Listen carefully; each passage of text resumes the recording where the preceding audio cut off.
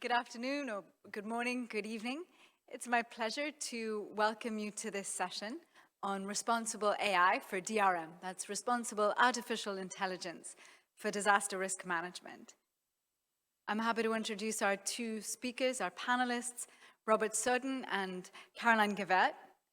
Robert is an assistant professor at the University of Toronto, where he's a professor of computer science, and he's also at the School of the Environment. Caroline is an assistant professor at the University of Twente in the Netherlands. They're both authors of a publication that came out earlier this year on responsible AI for disaster risk management that was put out by GFDRR, the Global Facility for Disaster Reduction and Recovery. They're tackling this new topic, trying to bring it to the attention of the community, both its potential challenges as well as the opportunities that it gives rise to. Robert's going to give us a short introduction to the report, and then we will play for you a recorded question and answer session that I was able to enjoy with the two panelists earlier this week. Thanks. Hi, everyone. Today I'll be talking about a project that we did with GFDRR, Deltaris, University of Toronto, and other partners looking at this question of responsible AI for disaster risk management. And indeed, in the last few years, there's been significant interest on the part of people working in the area of disaster risk modeling or post-disaster impact assessments on how AI tools can be used to produce these information products faster, more accurately, or in more cost-effective ways. A lot of this work is compared with computer vision technologies in order to rapidly assess drone, radar, satellite imagery in order to map things such as flood extents, damaged buildings after an earthquake, or human settlement patterns. So in 2018, the World Bank launched a publication called Machine Learning for Disaster Risk Management, which highlighted some of these examples and I think made the case that these tools are worth looking at. Carolyn and I were both involved in this report. In the very end, we put together a couple of paragraphs about potential ethical concerns with the use of these tools, and they were mostly related to privacy issues, a little bit about potential bias. But I think we were all quite unsatisfied with what we'd written on the topic at the time, despite having some serious concerns. And in fact, our field is not alone in having concerns about the potential impacts of AI.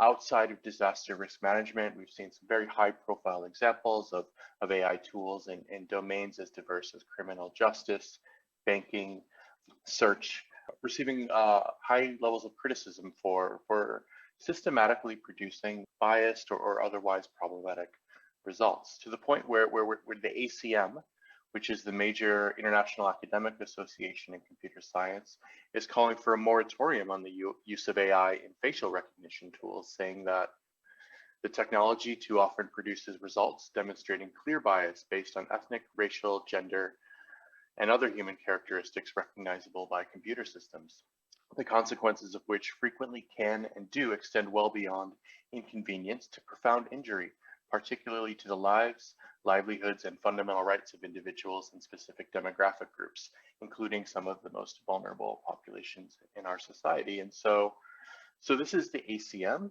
Association of Academic Computer Scientists, who are not, wide-eyed radicals. And although facial recognition is obviously a different kind of technology than those we use and when we work with in disaster risk management, the widespread documentation of these problems and their severity in so many different domains was enough to really give us pause and want us to look very closely at the situation. To sum up, what we were witnessing at the time was, again, increased exploration of these tools in our field, some of these demonstrably negative results in other domains, and then finally what we thought was just really a lack of careful evaluation of the potential role of AI in DRM.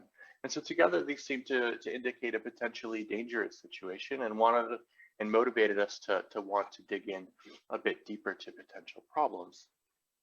And so we did what you often do in these situations. We started a working group. We brought together researchers and practitioners who were working directly on AI and disaster-related projects to try to assess what was currently happening. And so this was our approach for the working group. First, we wanted to really convene the people that were working directly on designing and deploying these tools. We wanted this to be a discussion of the experts that were working on these projects.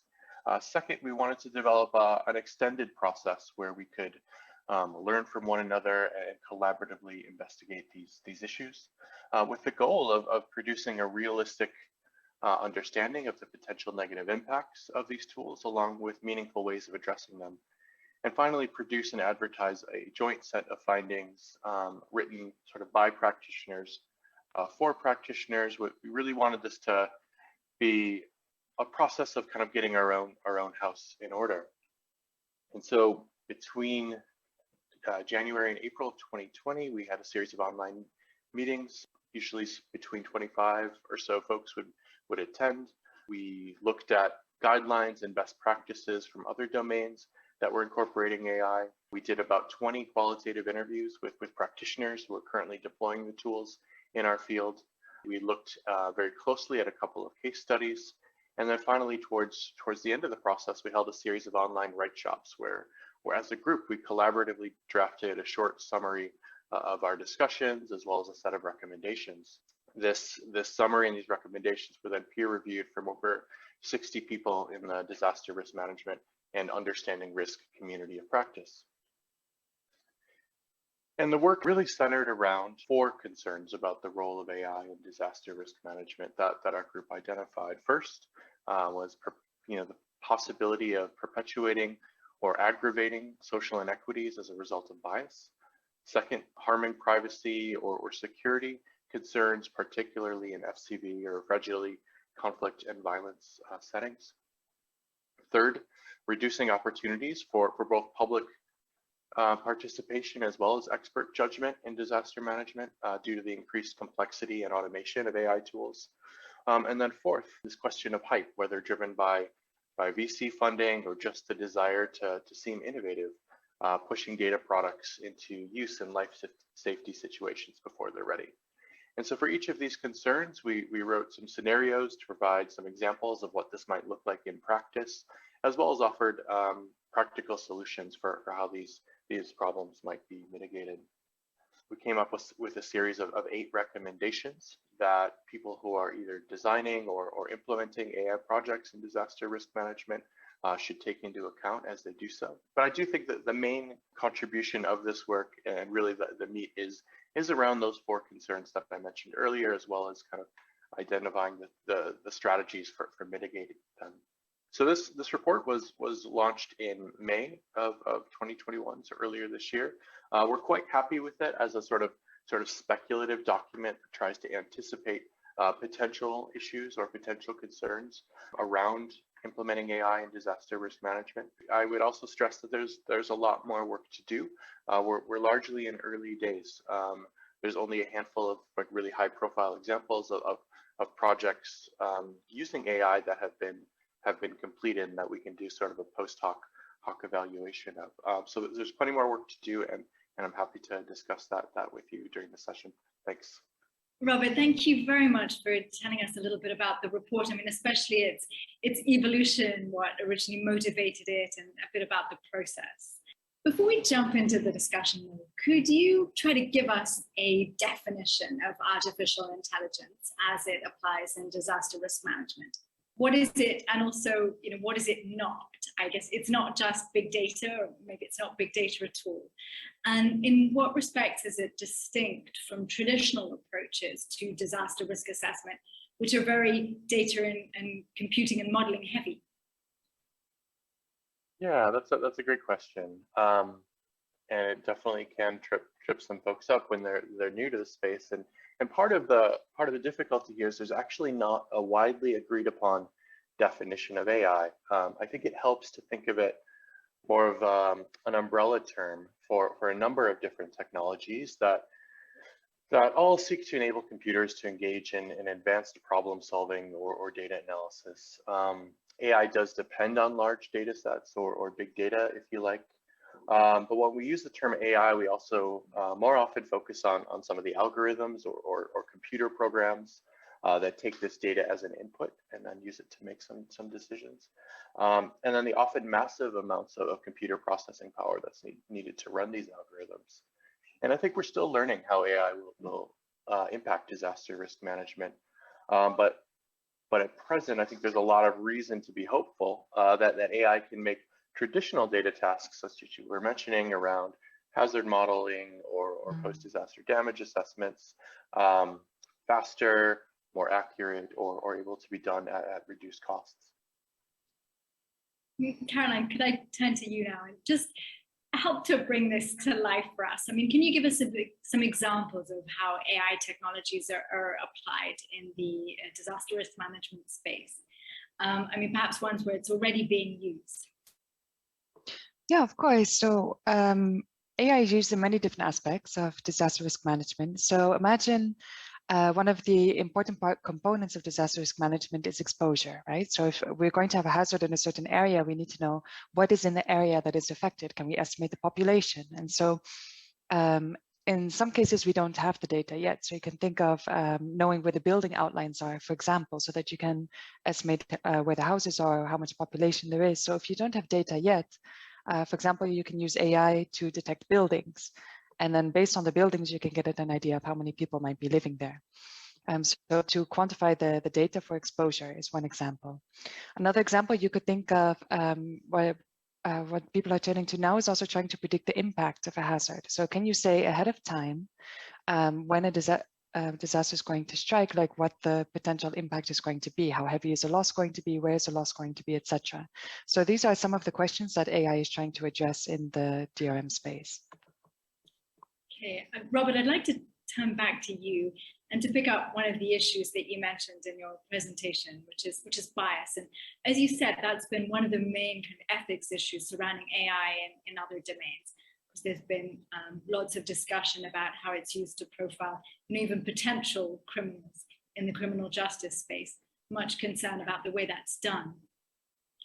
In what ways then is bias a concern for AI and disaster risk management? Can you explain a little bit about how it might play out, how these might show up?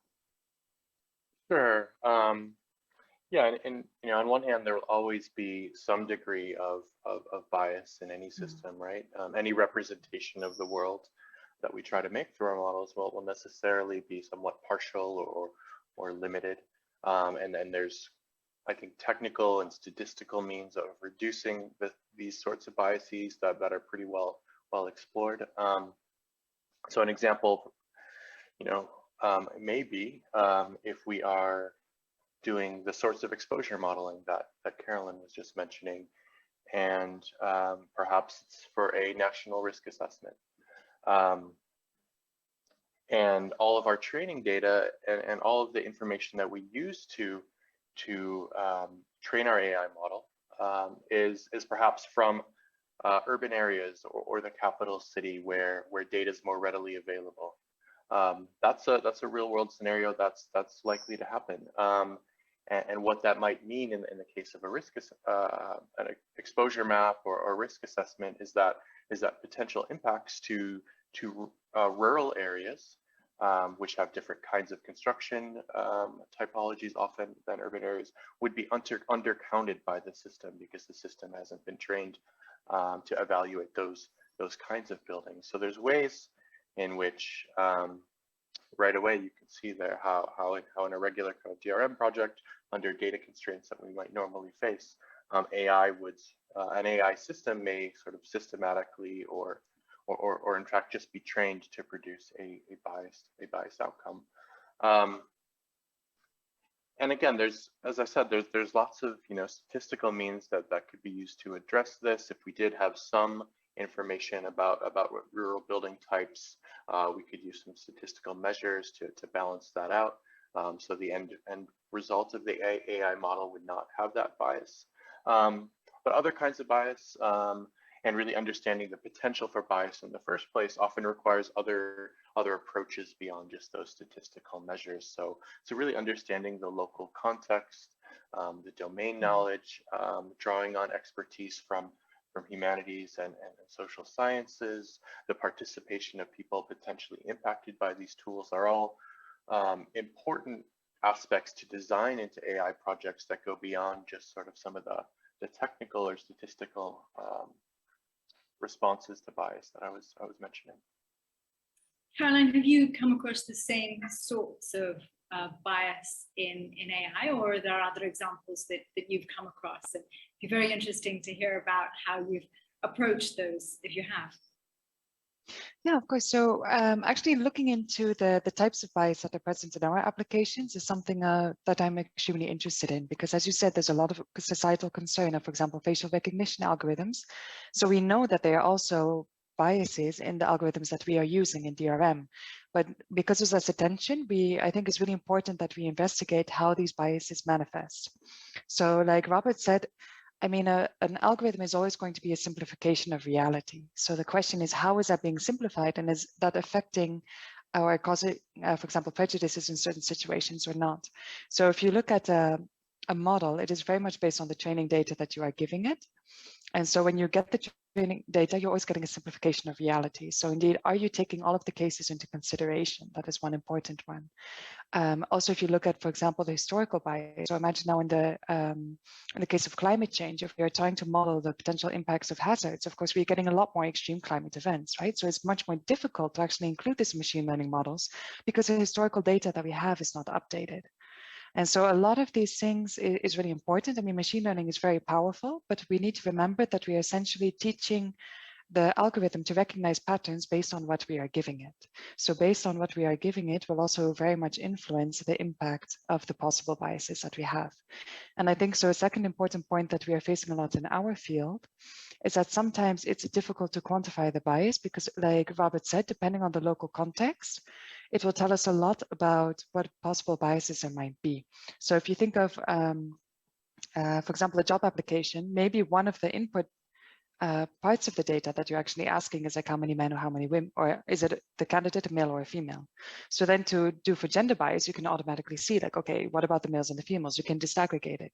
But if we are looking, for example, at images to identify buildings, you don't want to be biased against, like the example that Robert gave, you don't want to be biased against rural communities. We like the algorithm to, for example, to treat them equally, or different types of houses. So for example, if you look within a city, are the formal and the informal, the slum areas detected equally?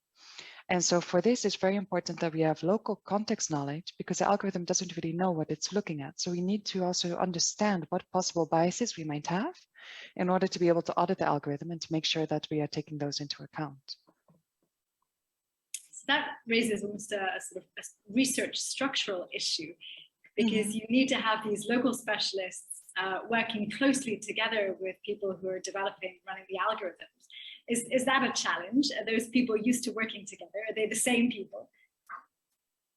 Yeah, it's always a challenge. I mean, if you look, first of all, in the scientific field, you're getting a lot more collaboration between really technical data scientists developing the algorithm, and then also a bit more on the social science side. So like the ethical issues, philosophers, etc., and policymakers, because we need to bring them together, but also indeed with a local context. So to tell the truth, a lot of the work that we are doing, we are already trying to involve local stakeholders. That is something that is quite common. I think any type of research that you do, if you are doing it in a country that is not your own or a context that is not your own, it's very important to try to connect with local collaborators.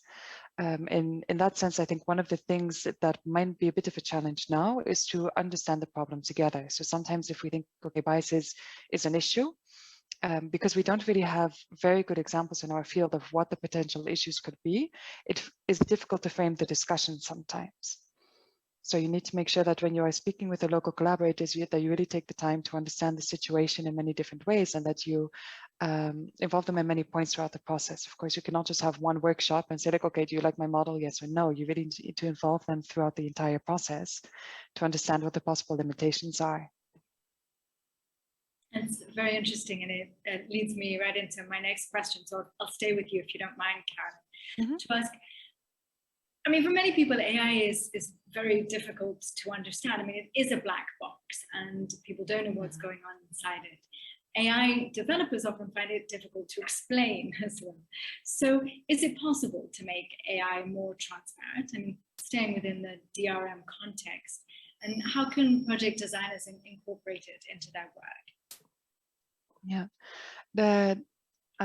Explainability or transparency is challenging for pretty much two different reasons. I mean, first of all, also for a developer, it's often really difficult to understand exactly what the algorithm is working and why it is not working sometimes. So I think explainable AI has a drive not only to explain to other end users, but also for the developer themselves to be able to get a better algorithm. So you know exactly, okay, which parameters, why is it working, why is it not working? And that helps a lot. But when we talk about explainable AI in a project situation, we need to take into account the knowledge of the people that we are trying to explain to, right? The output of the model. So some of the methods that are being developed now to explain how an algorithm works or not require a lot of knowledge about data science. Like you say, if you don't understand the basics of artificial intelligence, it will be difficult to understand what to look for in a model. And this is something also that we took into account in the report that Robert just presented, that we tried to explain, like, okay, if you don't have any basic knowledge about AI, what are some of the things that you can ask the developer of the model to understand whether the model might be working in a situation or might not? So if we're talking about training data and testing data, what are the different questions about accuracy you can do there?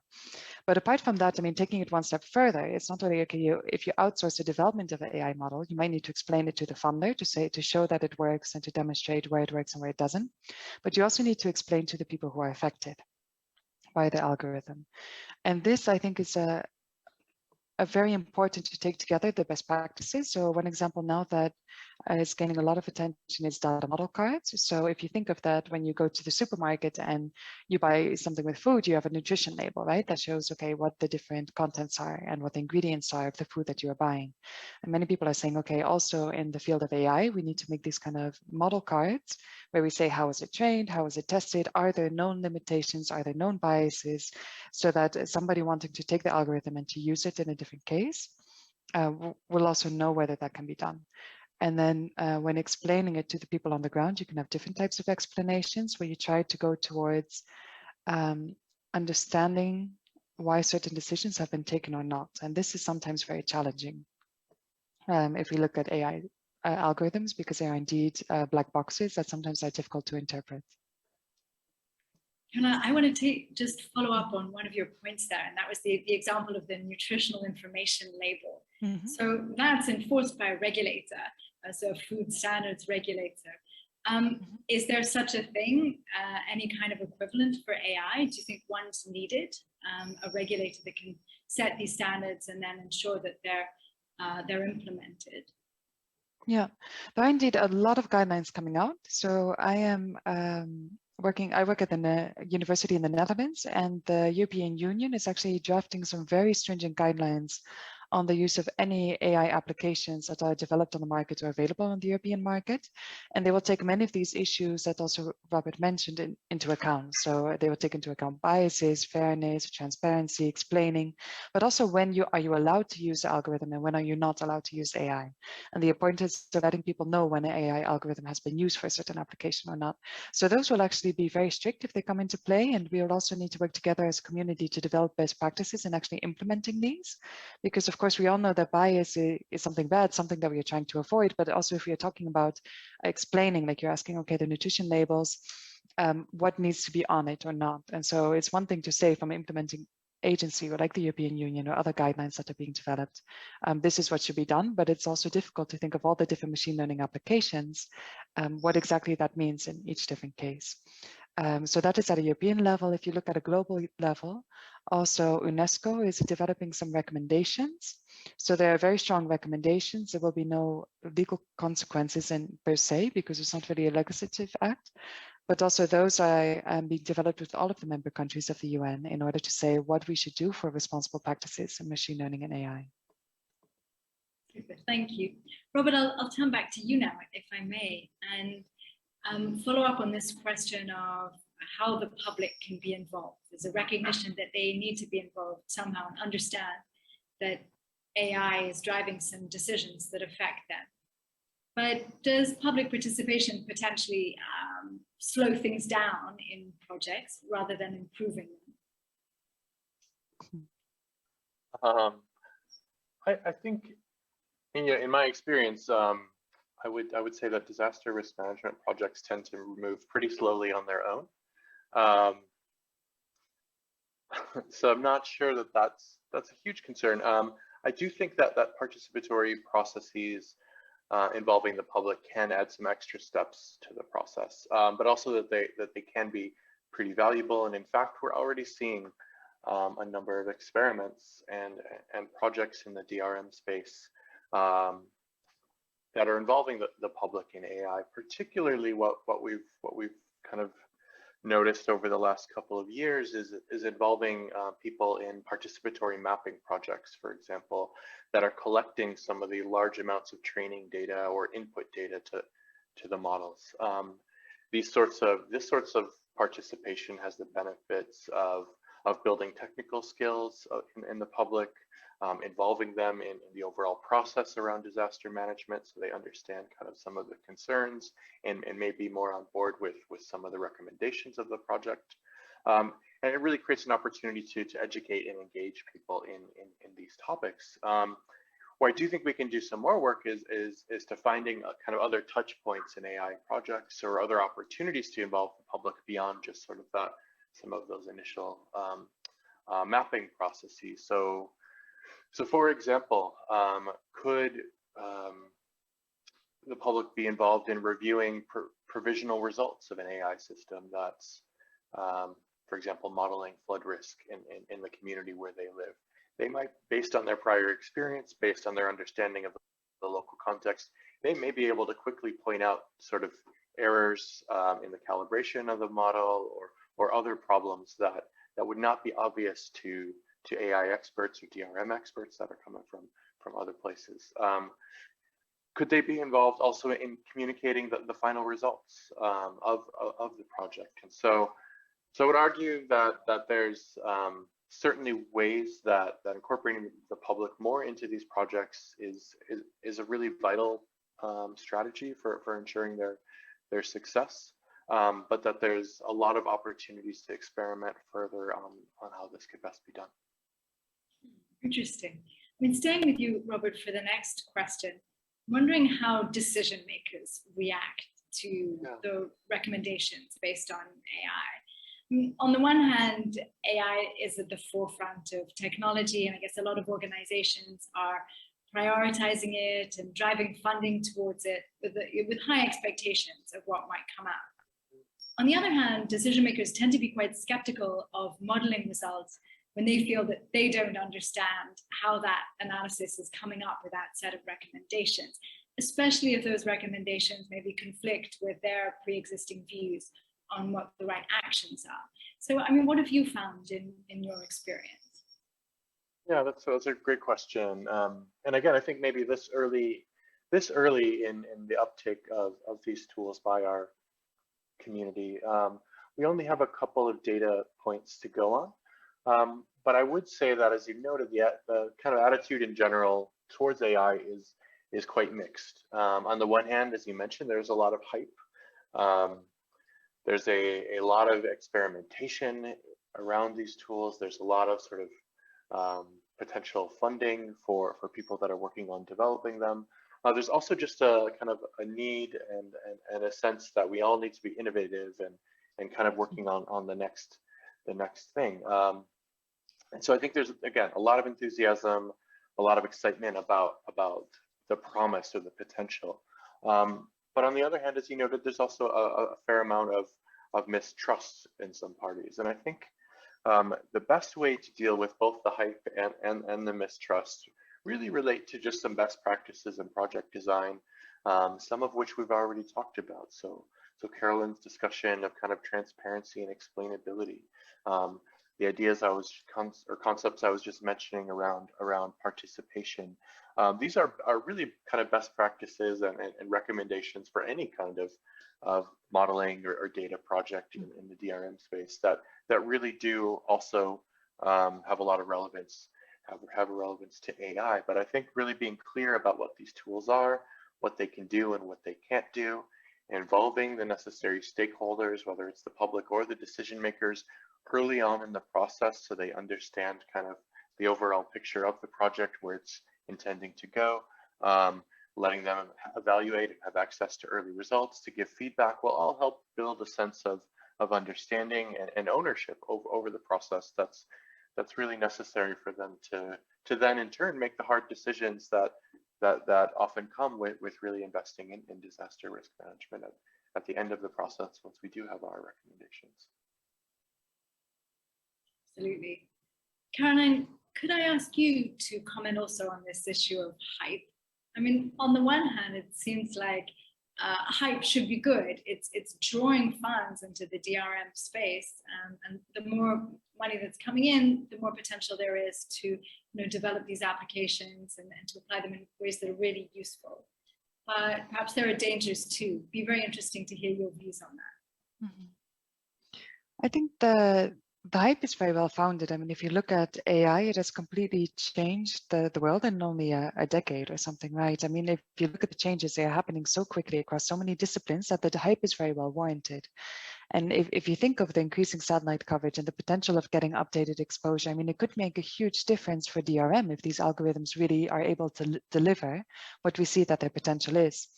The important and the danger behind it is also to remember that just with any method of doing anything, working with data, it will have its limitations.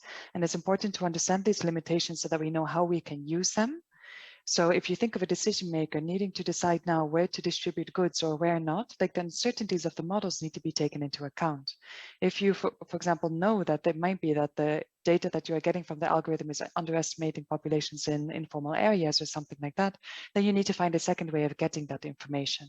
So it is very useful, but I think if we are very honest and transparent about the limitations, then we can make sure that it does indeed lead to better decision making, because that's what we want in the end. We want AI to help deliver data and to give information that helps improve the decision making in DRM.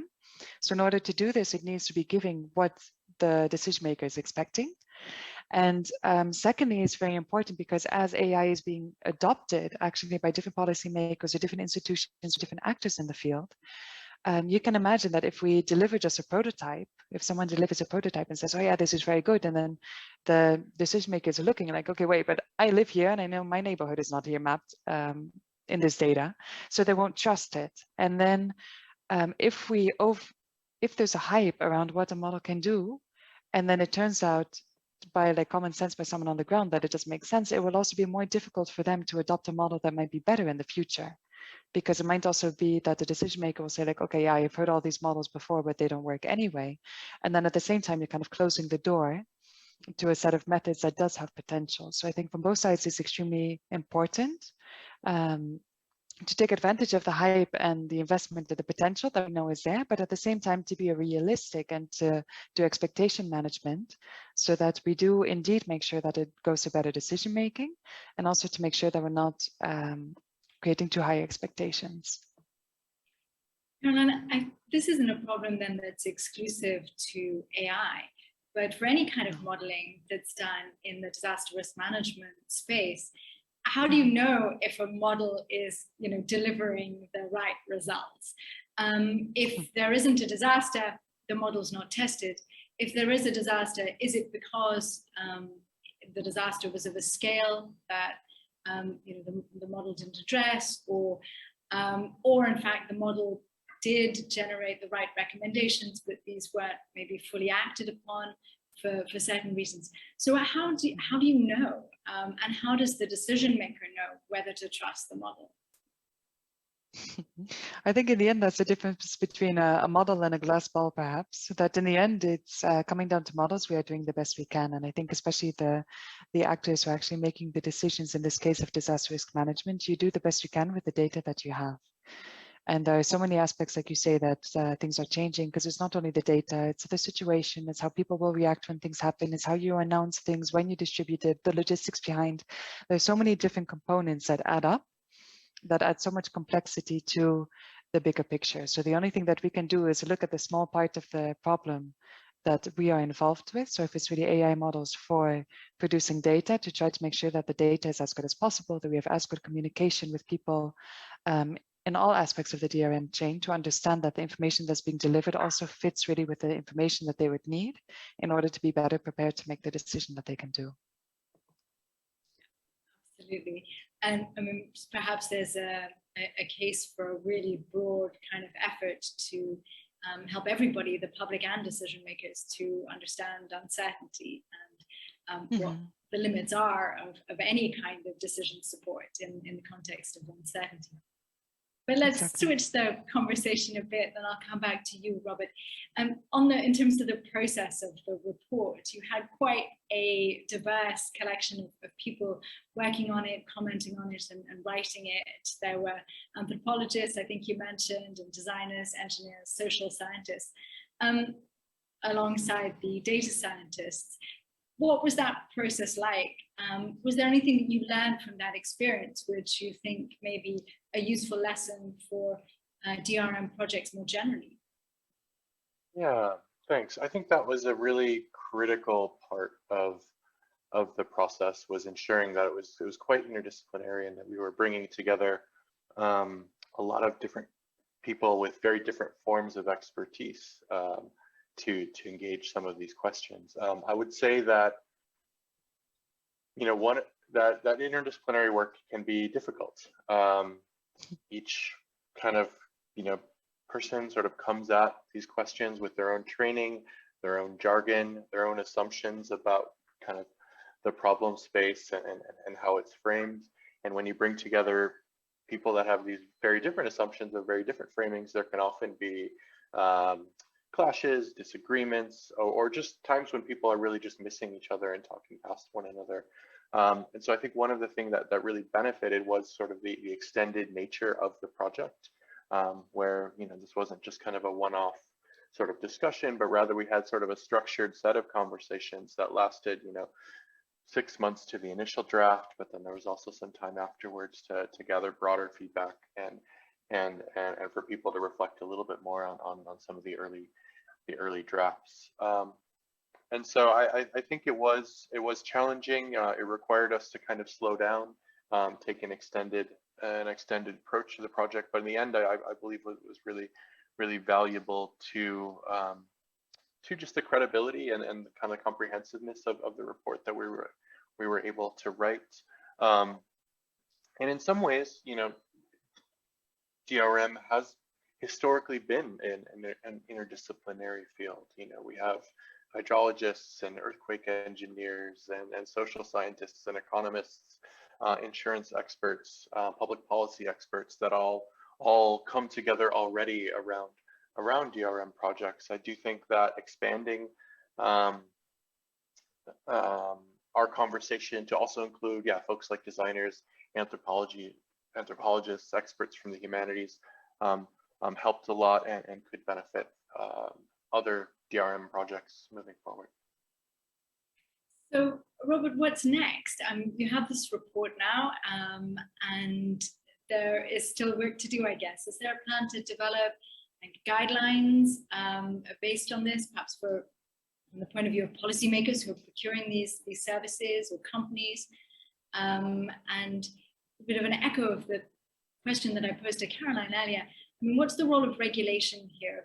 What would you like to see in terms of regulators getting involved?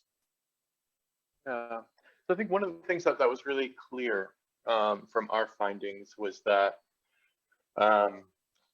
putting the burden or the responsibility for, you know, responsible AI on the shoulders of individual engineers or individual kind of project managers that are working in this space is unrealistic.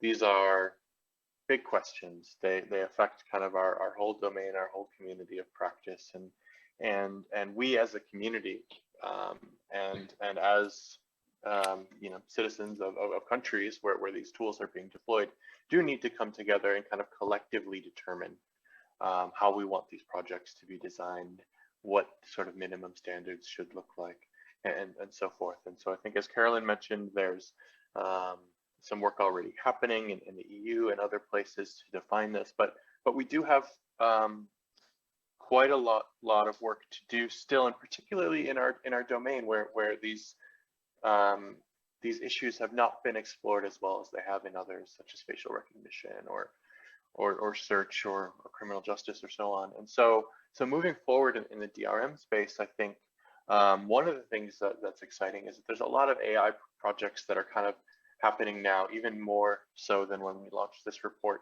6 or 7 months ago. And so there's going to be a real opportunity to do more of a kind of post hoc evaluation of projects, how they were designed, who was involved, how were the model results and outputs tested, and what were the real outcomes in the world.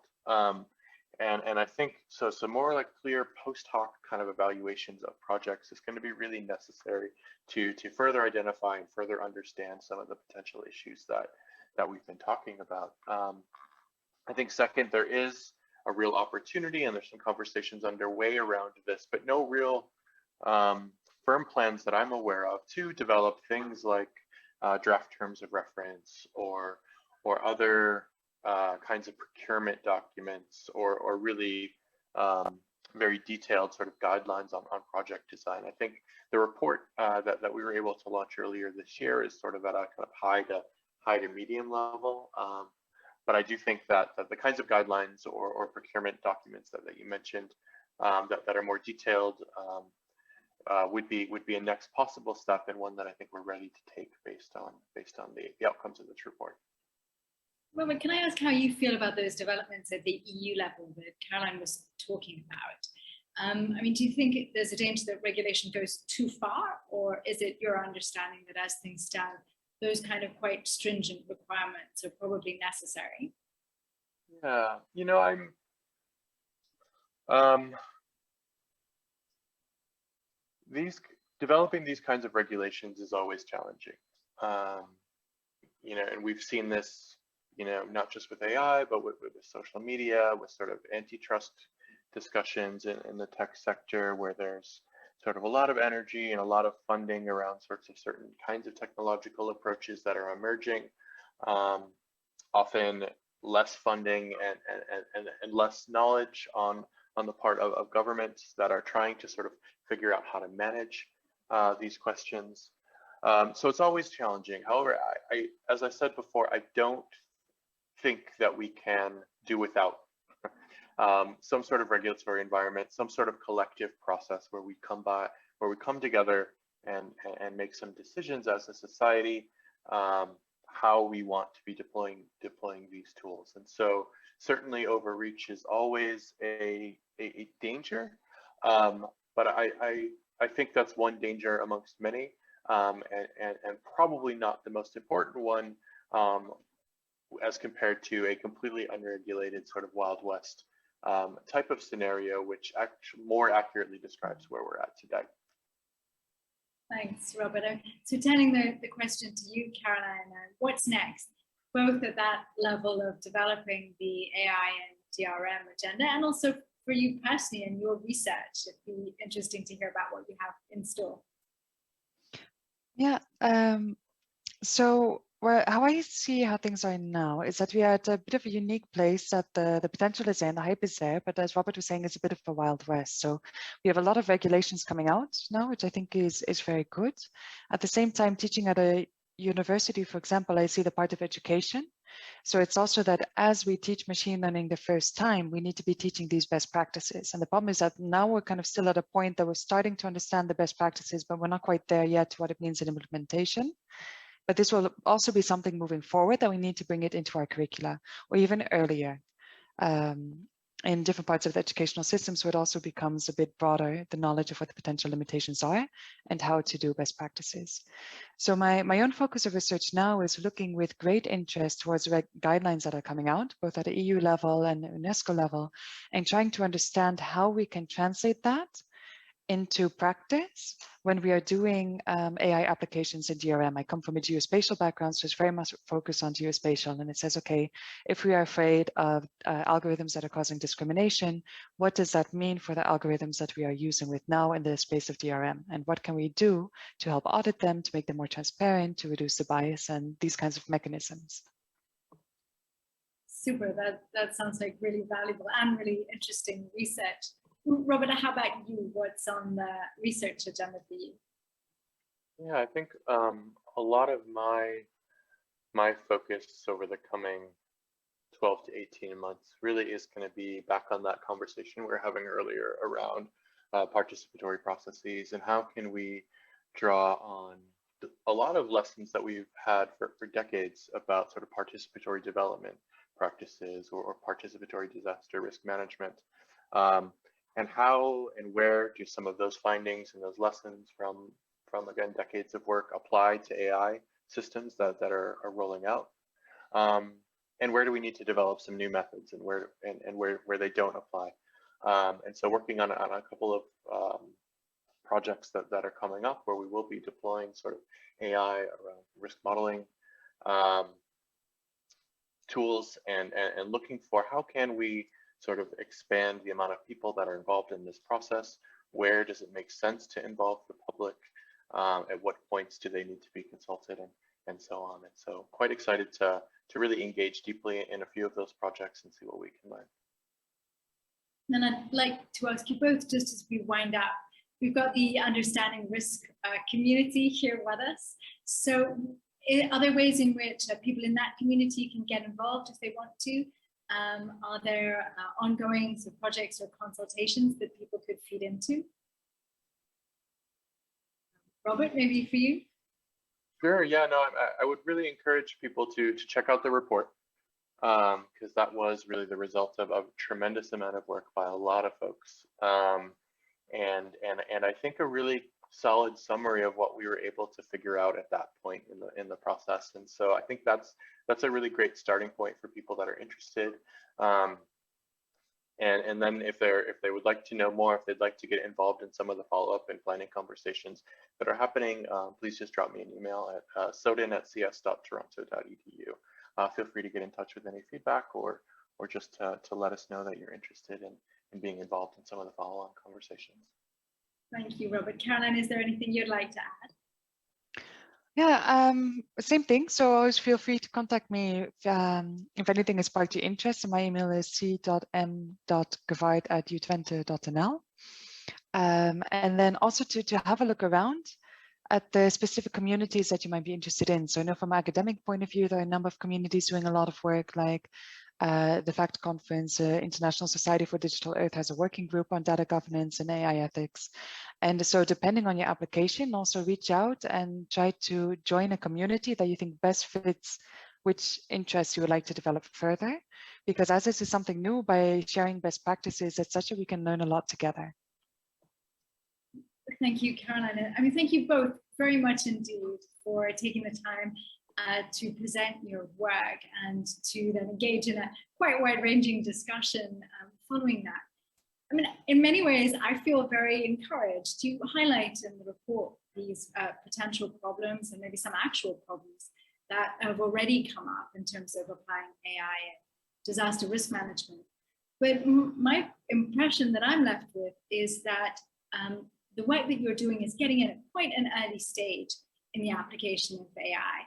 And to have such a thoughtful process going on amongst disaster risk practitioners at this stage, I think bodes very well for how AI can be used and can be used responsibly in the future. So thank you, and to all your colleagues who worked on the report with you, but especially to you both for joining us for this discussion.